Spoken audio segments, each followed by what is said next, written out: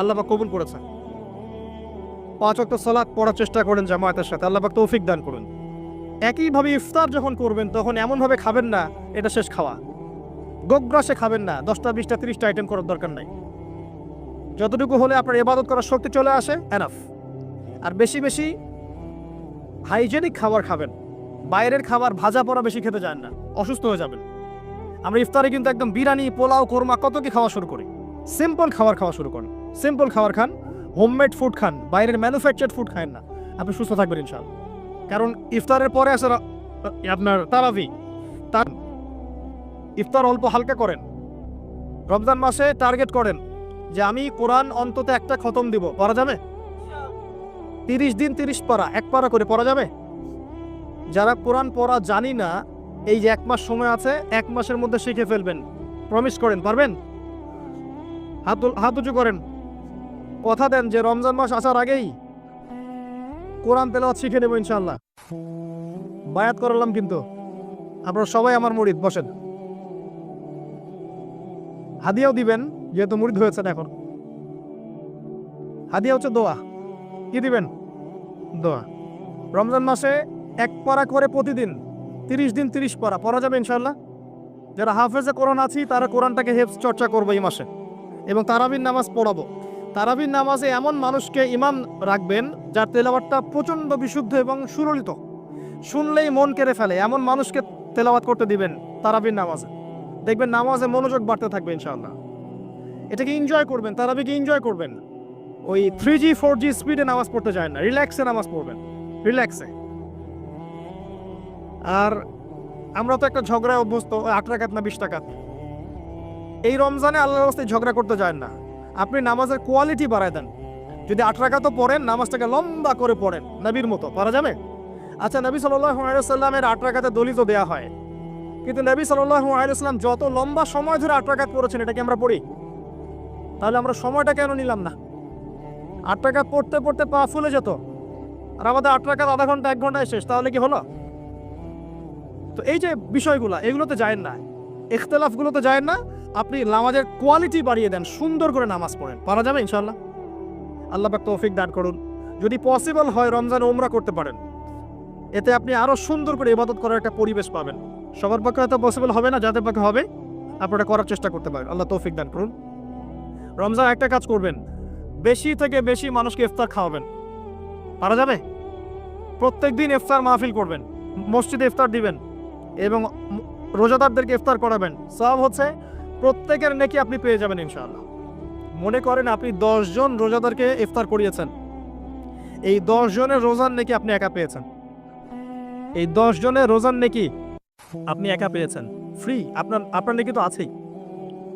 অতএব যারা সামাজিক সংগঠন আছে বা সমাজের দায়িত্বশীল আছে, তারা যদি এগিয়ে আসে, প্রত্যেক দিন বহু মানুষকে ইফতার করানো সম্ভব না? আবার দেখবেন ঈদের রাতে, যেটাকে আমরা চাঁদ রাত বলি না কি বলি, আপনারা কি বলেন? ওই আর কি, তো চাঁদ রাত, ওই রাতে দেখবেন অনেক অসহায় দরিদ্র মিসকিন থাকে যাদের সেমাই খাওয়ার টাকা নাই, আছে না? ওই রাতে আপনার সাদাকাতুল ফিতরগুলো দিয়ে দিবেন, সুন্দর করে বন্টন করবেন, ওই দরিদ্র মানুষের কাছে পৌঁছে দেবেন বাড়িতে বাড়িতে, পারা যাবে ইনশাআল্লাহ। এগুলোতে আপনি এনজয় করবেন রমজানকে। আত্মকেন্দ্রিকভাবে থাকলে এনজয় করতে পারবেন না। আরেকটা কথা আছে, রমজান মাসে যাকাত দিয়ে দিবেন, যার যাকাত যেটা আছে। যাকাত দিবেন না, জাহান্নাম অবধারিত। যে সালাত পরে যাকাত দেয় না কাফের, সালাত পরে কিন্তু যাকাত দেয় না, এটা কুফরি। আবু বকর সিদ্দিক রাদিয়াল্লাহু তাআলা আনহু যাকাত অস্বীকারীদের এগেইনস্টে যুদ্ধ করেছিলেন। যাকাতটা কিন্তু নফল কিছু নয়, ফরজ। নিসাব পরিমাণ সম্পদ হয়েছে, যাকাত দিতেই হবে। আর আমি অনেকদিন বলেছি, ইসলামিক ইকোনমিক্সের বেইজই হচ্ছে যাকাত। ইসলামিক ইকোনমিক্সের ভিত্তি হচ্ছে যাকাত এবং ব্যবসা। ধনীর সম্পদে গরিবের হক। বাংলাদেশে এমনও মানুষ আছে যার একজনের যাকাত দিয়ে 100 পরিবার চলা সম্ভব। এমনও মানুষ আছে, যদি সমস্ত যাকাতগুলোকে সুন্দরভাবে কালেক্ট করা যেত এবং উপরের লেভেল থেকে ডিস্ট্রিবিউট করা যেত, দেখেন বড় বড় মেগা প্রজেক্ট করতে পারতাম আমরা। কে বোঝাবে কাকে? কে বোঝাবে কাকে? কথা বললেই তো সমস্যা। যাকাত গরিবের হক। ধনীদের সম্পদ থেকে যাকাত নিয়ে আপনি একটা পাহাড় করতে পারতেন সম্পদের। এগুলোকে সুন্দর করে ডিস্ট্রিবিউট করতে পারলে, যেখানে কোনো দুর্নীতি নাই, দেখবেন বড় বড় মেগা প্রজেক্ট হচ্ছে। আমরা তো ব্যক্তিগতভাবেই জাকাত দেই না, অনেকেই দেই না, নামাজ পড়ি জাকাত দেই না, নিসাব কি তাই বুঝি না। জাকাত কিন্তু ফসলেরও আছে, ফসলের ওষুধ আছে না, চাষিরা ওষুধ দেয় না। রমজান মাসে সাদাকাতুল ফিতর আছে, এটাও দেয় না অনেকে। এগুলো ঠিক না। জাকাত বাধ্যতামূলক। জাকাত দিলে সমাজে একটা সাম্য তৈরি হবে, গরিব না খেয়ে মরবে না।